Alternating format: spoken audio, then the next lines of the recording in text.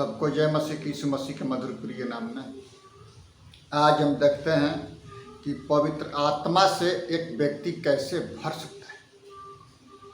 मेरे प्रियो, जब हम पवित्र आत्मा से भरने की बात करते हैं तो हमको अपने आप को स्वच्छ, पवित्र और निष्कलंक करके रखना पड़ेगा। अपने आप को पवित्रताई में जीवन व्यतीत करना पड़ेगा। फर्स्ट बात हम देखते हैं कि पवित्र आत्मा से परिपूर्ण होने या भरने को समझने के लिए यूहन्ना 14:16 में हम पढ़ते हैं। यीशु मसीह कहते हैं कि मैं पिता से विनती करूंगा कि एक सहायक भेजे और वो सर्वदा तुम्हारे साथ रहे। कब? जब हम स्वेच्छा से प्रभु यीशु मसीह को, पवित्र आत्मा को, पिता परमेश्वर को स्वागत करते हैं तो वो हमको पवित्र आत्मा का सामर्थ्य देते हैं और हम उसको बरकरार रख सकते हैं। मेरे प्रिय, वो कहते हैं कि मैं पिता से प्रार्थना करूंगा कि एक सहायक भेजे और वो संसार में चेतावनी दे कि किस मार्ग में चलना है और किस मार्ग में नहीं चलना है। फर्स्ट बात है, वो कहते हैं कि मैं पिता से प्रार्थना करूंगा और हम पवित्र आत्मा से भरते हैं। कब? जब हम विश्वास करते हैं तो बिना पवित्र आत्मा के द्वारा विश्वास करना अनहोना होता है। मेरे प्रिय, दूसरी की बात हम देखते हैं कि पवित्र आत्मा उद्धार के समय दिया जाता है। जब हम मुंह से अंगीकार करते हैं, हृदय से विश्वास करते हैं कि परम पिता परमेश्वर प्रभु यीशु मसीह को हमारे पापों के लिए कुर्बान किए, मारे गए, गाड़े गए और तीसरे दिन मृतकों में से जी उठे, यही तो पहचान है मेरे प्रिय, यही पहचान है।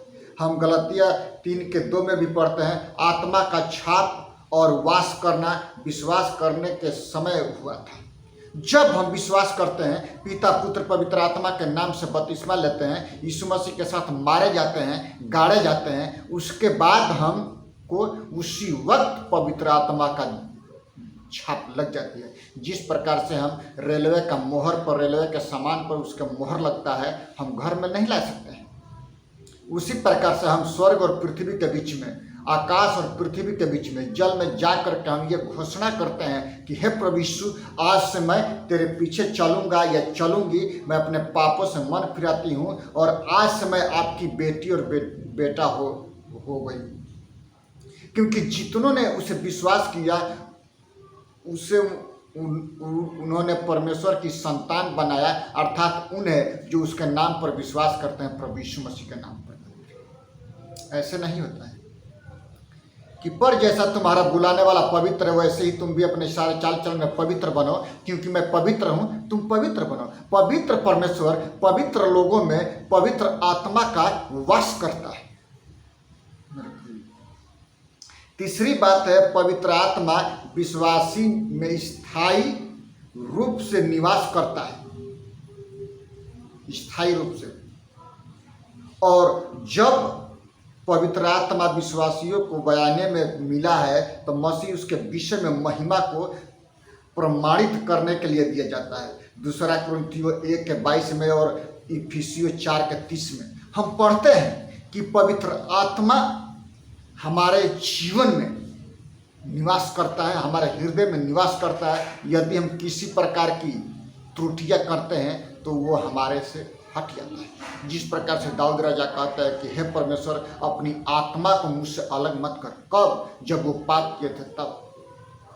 मेरे प्रियो, यदि हम अपने परिस्थितियों से कंप्रोमाइज करते हैं तो हम विश्वासी नहीं। हम कभी भी परमेश्वर के वचन और परिस्थितियों से कंप्रोमाइज नहीं करना होता है, क्योंकि हमको और आपको उसी से डरना होता है जो आत्मा और शरीर दोनों को नष्ट करके अग्नि के कुंड में डालता है, अर्थात वो यीशु मसीह और कोई नहीं। जो शरीर को घात करते हैं उनसे क्या करना, क्योंकि हम तो सीधे स्वर्ग में जाएंगे मेरे प्रिय। चौथी बात है कि हमें पवित्र आत्मा के लिए पूरी तरह से क्या होना है? समर्पित होना है। हमको पवित्र आत्मा यदि हमको चाहिए, सबको दिया गया है, लेकिन उसको प्रकाशित करना है तो हमको और आपको पूरी तरह से समर्पित होना है प्रभु यीशु मसीह के चरणों में। तब जा कर के वो हमें पूरी तरह से कार्य करते हैं। रोमियो 8:9 में और इफिसियो 1:13 और 14 में कहता है कि प्रत्येक विश्वासी में वास करता है कौन? पवित्र आत्मा। उन्हीं में वास करता है जो उसके दिल के चाहने योग्य हो मेरे प्रियो। क्योंकि परमपिता परमेश्वर के दिल के मोहने वाला राजा हुआ तो वो दाऊद ही राजा हुआ, उसके दिल को मोहने वाला। हम स्तुति प्रशंसा के द्वारा, हम वचनों के द्वारा, अपने चरित्र के द्वारा, अपने वाणियों के द्वारा पवित्र आत्मा को, परमेश्वर को, प्रभु यीशु मसीह को खुश करते हैं और उसकी सारी आज्ञाओं को मानते हुए मेरे प्रिय। ऐसे नहीं होता है, किसी प्रकार की झूरी ना हो। यदि हम बाजार में जाते हैं तो प्याज या आलू छांट करके हम लेते हैं, उसी प्रकार से परमेश्वर हमको और आपको छांटता है कि हम और फले और बहुतायत से फले। क्योंकि दुख और तकलीफ और तंगियाँ ये भाई भाई का चारा है मेरे प्रियो। यदि हम घाटी में नहीं जाएंगे तो हमारा विश्वास का तौल नहीं होता है। दाऊद कहते हैं भजन संहिता 23:4 में कि मैं अंधकार से भरी हुई तराई में होकर चलूँ तो भी हानि से न रहूँगा। क्यों? क्योंकि परमेश्वर उनके साथ रहते हैं। चाहे कोई भी परीक्षाएं क्यों ना हो, चाहे कोई भी मुसीबतें क्यों ना हो, चाहे कुछ भी क्यों ना हो मेरे प्रियो, हमको और आपको परमेश्वर में दिन प्रतिदिन जड़ पकड़ते जाना है और उसके चरणों में बैठने के लिए और प्रार्थना करने के लिए लालायित होना है कि परमेश्वर हमसे और आपसे बातचीत करे। फिर पांचवी बात है, परंतु इस साथ ही उसे शोकित भी किया जा सकता है। इफिसियो 4:30 परमेश्वर के पवित्र आत्मा को शोकित मत करो जिसे तुम पर छुटकारे के दिन के लिए छाप दी गई है। हम यदि शोकित करते हैं, परमेश्वर का वचन क्या क्या कहता है? 1 कुरिन्थियों 3:16 में कि क्या तुम नहीं जानते कि तुम्हारा शरीर पवित्र आत्मा का मंदिर है और स्वर्ग के परमेश्वर की आत्मा तुम्हारे हृदय में वास करती है? तुम अपने नहीं हो। जो कोई इस मंदिर को नाश करेगा परमेश्वर उसको नाश करेगा। हम अपने नहीं हैं, हम परमेश्वर के हैं। परमेश्वर ने हमको गिफ्ट दिया है तो हमको उसके मुताबिक कार्य करना है और उसके मुताबिक चलना है मेरे प्रिय। क्योंकि हम जानते हैं कि मेरा और आपका शरीर पवित्र आत्मा का मंदिर है। आपका शरीर पवित्र आत्मा का मंदिर है और स्वर्ग की परमेश्वर की आत्मा आपके हृदय में वास करना चाहती है। आप अपने नहीं हो, आप परमेश्वर को पुकारिए, परमेश्वर आपके जीवन में काम करेगा मेरे प्रिय।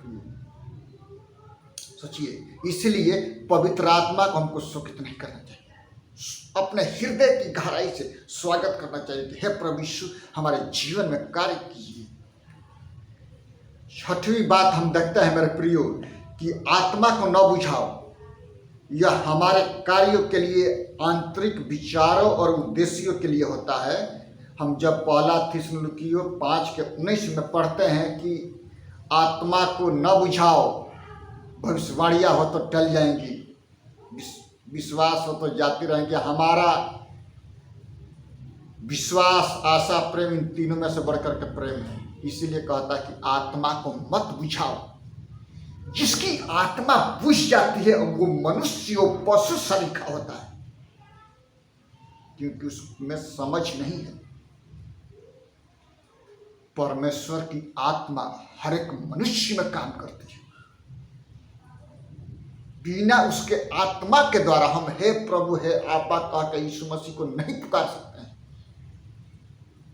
मेरे प्रभु। इसीलिए कहता है कि तुम अपने नहीं हो, मोल दे करके यीशु के लहू से खरीदे गए हो तो उसके मुताबिक कार्य करो।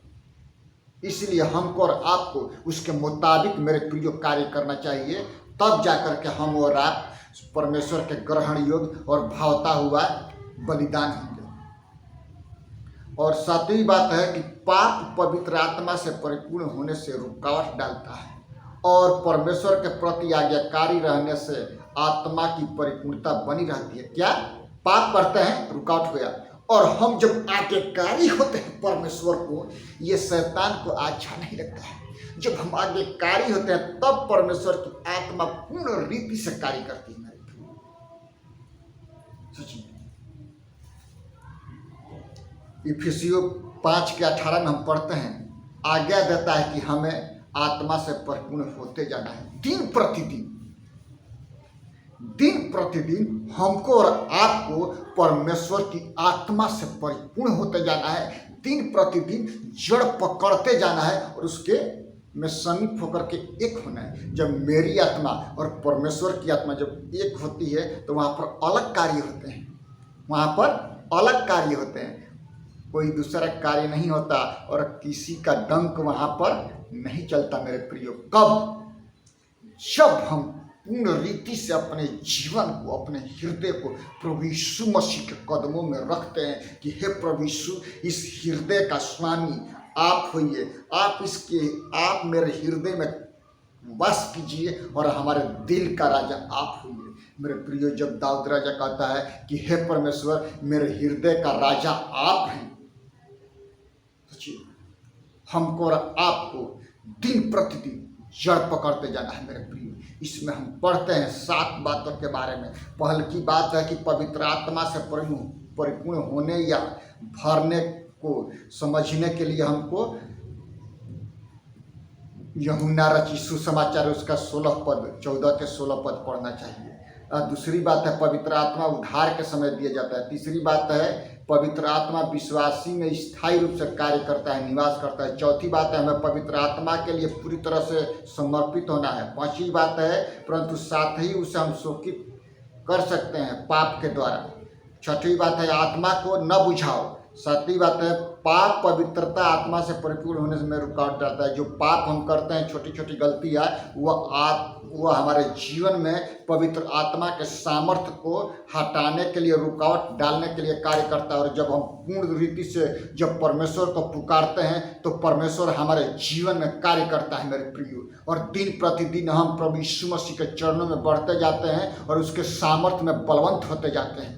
महान प्रभु जी, हम यही प्रार्थना करते हैं परमपिता परमेश्वर से कि जितने इस मूवी को देखते हैं, सुनते हैं, उनका जीवन चरित्र दिन प्रतिदिन प्रभु यीशु मसीह में जड़ पकड़ते जाए। आइए हम प्रार्थना करें। पिता, हम धन्यवाद करते हैं महान प्रभु सुंदर समय के लिए पिता की जो आपने अभी तक संभाला है। पिता, जितने लोग इस मूवी को देखते हैं, सुनते हैं, पिता उनके आत्मिक आंखों को खोल दे कि आपके सामर्थ्य प्राप्त करें, पवित्र आत्मा का सामर्थ्य मिलने पाए। महान प्रभु जी, वे लोग अपने जीवन चरित्र को, अपने बोलचाल की आज जीवन दिनचर्या में दिन प्रतिदिन सुहावने वचन बोले। पिता, पूरे भारतवर्ष के शासन व्यवस्था को आपके हाथों में देते हैं। जितने शासक चलाने वाले उनका बुद्धि को बदलिए पिता, कि वो अच्छी तरह से कार्य कर सके, शासन कर सके। महान प्रभु जी, मैं अपने आप को, अपने पूरे परिवार को तेरे हाथों में देते हैं। जब आपका आगमन हो, हमारा सारा परिवार आपके राज्य में शामिल किया जाए। जितने आपके नाम पर विश्वास करते हैं उनके जीवन में आप कार्य कीजिए। यदि कोई बीमारी के हालत में है, उनको चंगाई दीजिए, काम के तलाश में काम दीजिए। महान, उनके हर एक मनोकामनाओं को आप पूरा कीजिए यीशु के नाम से। आमीन। सबको जय मसीह की, यीशु मसीह के मधुर नाम में।